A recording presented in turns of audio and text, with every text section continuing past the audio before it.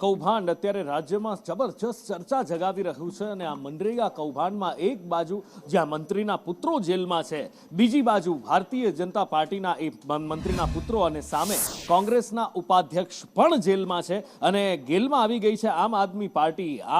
પાર્ટીના ધારાસભ્ય ચૈતર વસાવાએ ફરી એકવાર આરોપ લગાવ્યા છે કે મનરેગા કૌભાંડ હોય કે બીજું કંઈ પણ ભાજપ અને કોંગ્રેસ ભાઈ ભાઈ છે।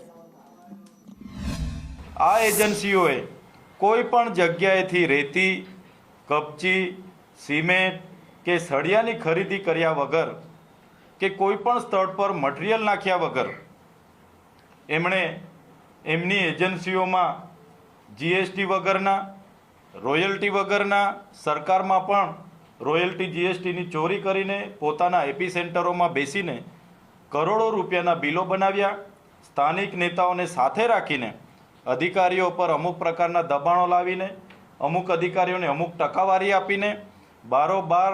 તમામ જિલ્લાઓમાંથી કરોડો રૂપિયા એજન્સીઓના ખાતામાં માત્ર 3 પંચાયતોમાં તપાસ કરતા 71 કરોડનું કૌભાંડ બહાર આવ્યું। ભારતીય જનતા પાર્ટીના જિલ્લા પ્રમુખની પોતાની એજન્સીમાં, પોતાના પંથની, પોતાના ડ્રાઈવરના નામની એજન્સીમાં 300 કરોડ રૂપિયા જમા થયા છે।